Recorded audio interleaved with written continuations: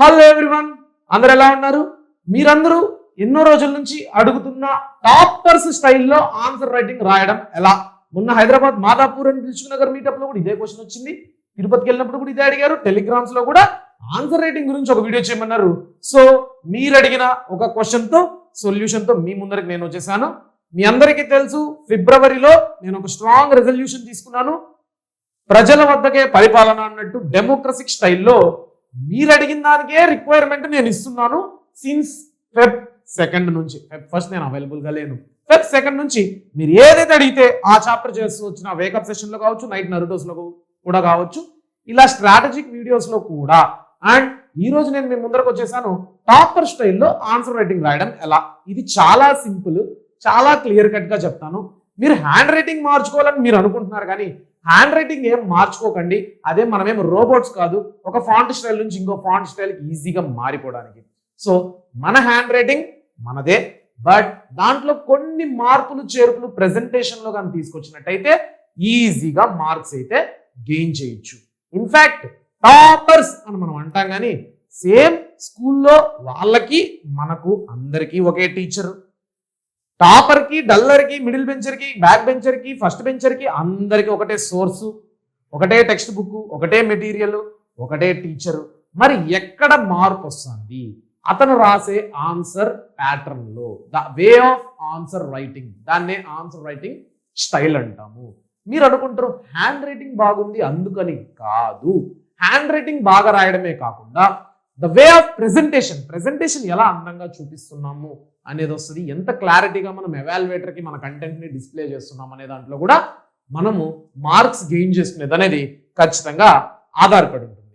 మీరు బాగా గమనించండి. ఇప్పుడు ఒక 8 మార్క్స్ క్వశ్చన్ అనుకో, మీ సార్ ఎప్పుడు అంటుంటాడు, రే 1.5 పేజ్ మిస్ కాకుండా రాయండిరా అని. అలానే 2 మార్క్స్ క్వశ్చన్ అనుకోండి, హాఫ్ పేజ్ కానీ హాఫ్ పేజ్లో తక్కువైనా రాయండిరా అని. అంటే అక్కడ మీరు అబ్జర్వ్ చేయాల్సింది ఏంటంటే, ఒక ఆన్సర్ రాసేటప్పుడు అక్కడ ప్రతి ఎన్ని మార్కుల క్వశ్చన్కి అంత లిమిటేషన్ అనేది కూడా ఉండడం జరుగుతుంది. సో దీన్ని మీరు అబ్జర్వ్ చేయాలి. సో ఇలాంటి కొన్ని టెక్నిక్స్తో మీ ముందరకు వచ్చాను with live proof answer writing technique ఎలా ఉండాలి అనేసి. ఇన్ఫాక్ట్ నేను ఇంతకుముందే చెప్పాను, మీరు ఈ వీడియో చూస్తున్నప్పుడంతా ఎక్కడో విన్నట్టుంది కానీ గుర్తు రావట్లేదు అన్నట్టు. అది కూడా నేనే చెప్పాను ఎప్పుడో డిసెంబర్ ఆ టైంలో SA1 SA2 అయిన తర్వాత. సో ఇప్పుడు మళ్ళీ ఒకసారి ప్రీ ఫైనల్స్ దగ్గర వచ్చేసినాయి కదా, ఈ వీడియోని చూసి ప్రాక్టీస్ చేయండి మీ స్పెషల్ టెస్ట్లో. సో దట్ ప్రీ ఫైనల్స్కి మరింత క్లారిటీగా రాయగలుగుతారు.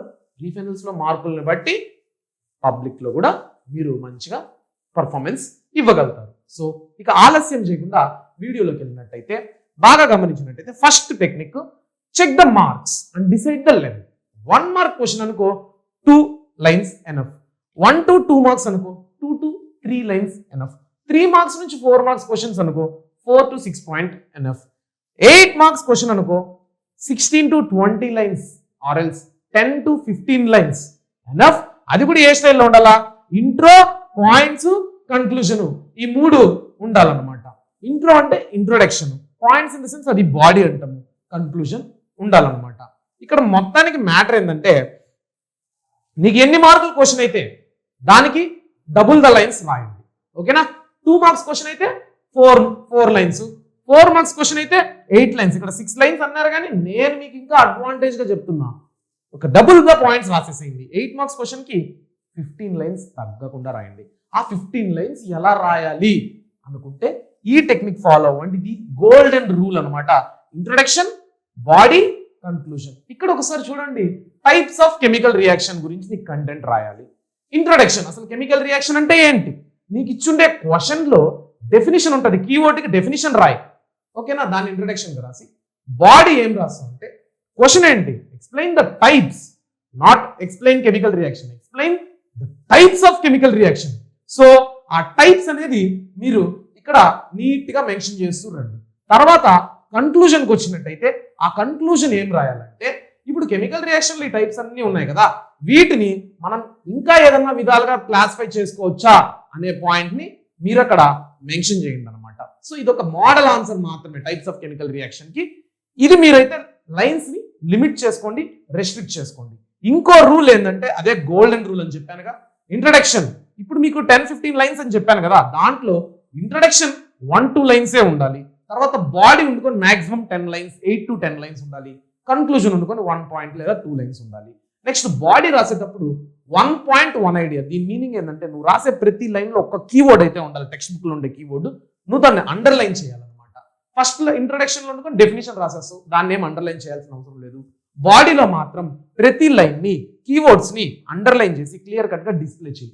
కన్క్లూజన్కి వచ్చినట్టయితే ఫ్యూచరిస్టిక్ ఉండాలి, లేదా పాజిటివ్గా ఉండాలి, లేదా అక్కడికి పాజిటివ్గా ఎండ్ అయ్యేటట్టు క్లారిటీ అనేది మెయింటైన్ చేయాలన్నమాట. ఇది రూల్ అనమాట. దీనికి ఒక ఎగ్జాంపుల్ చూపిస్తాను చూడండి. ఇప్పుడు explain the different forms of power sharing. Introduction, అసలు పవర్ షేరింగ్ అంటే ఏంటి అని రాసామా. ఫార్మ్స్ ఆఫ్ పవర్ షేరింగ్ చూడండి, నీట్గా హెడ్డింగ్ పెట్టి దానికి మ్యాటర్ రాసి ఒక ఎగ్జాంపుల్, హెడ్డింగ్ పెట్టి మ్యాటర్ రాసి ఒక ఎగ్జాంపుల్. అలా బాడీలోనే ఒక 10 లైన్స్ వచ్చేసింది. ఈ 5 పాయింట్స్ 10 లైన్స్ వచ్చింది. తర్వాత కన్క్లూజన్ క్లియర్గా 1 లైన్లో ఎండ్ చేశాను అనమాట. సో ఇలాగా ఇంకోటి ఇక్కడ చూడండి, అండర్లైన్ చేయడానికి కూడా హెడ్డింగ్స్ ని అండర్లైన్ చేశానా. That is the thing I'm trying to say till the beginning. Final rule, last and most rule, important rule. ఏది పడితే అది సోది రాయడము, ఓన్ గా రాయడము, నాకు వచ్చి ఇంగ్లీష్ మాట్లాడడం వచ్చు కదా, నేను ఆన్సర్ ఓన్ గా రాసేస్తాను అనుకుంటే నీకు మార్కులు కూడా ఆయన ఎవాల్యుయేటర్ ఓన్ గా ఇస్తాడు.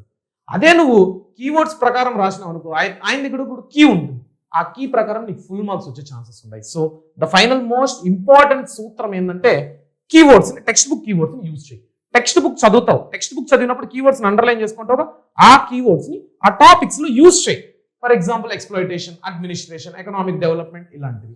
అండ్ మ్యాథ్స్ చేసేటప్పుడు మీకోసం ఒక డిస్ప్లే చూపిస్తున్నాను. ఈ క్వశ్చన్ చాలా ఇంపార్టెంట్, మీ అందరికీ తెలిసిందే, సర్ఫేస్ ఏరియాస్ అండ్ వాల్యూమ్స్ లో. దీంట్లో నుంచి ఇప్పుడు మామూలుగా మీకు తెలుసు 2 క్యూబ్స్ ఉన్నాయి, 2 క్యూబ్స్ అటాచ్ చేస్తే వచ్చిన క్యూబాయిడ్ యొక్క వాల్యూమ్ అనుకోండి అని నీట్ గా డయాగ్రామ్ అయితే వేయాలి. డయాగ్రామ్ వేసిన వాళ్ళకి 1 to 2 మార్క్స్ గ్యారంటీ. తర్వాత గివెన్ డేటా, ఇది ఎక్కడ నేను ఓన్ గా రాసింది లేదు, క్వశ్చన్ లో ఇచ్చిన గివెన్ డేటా నీట్ గా ఇక్కడ రాశాను. ఆ తర్వాత క్యాల్కులేషన్ నేను నీట్ గా చేశాను, ఫార్ములా రాశాను.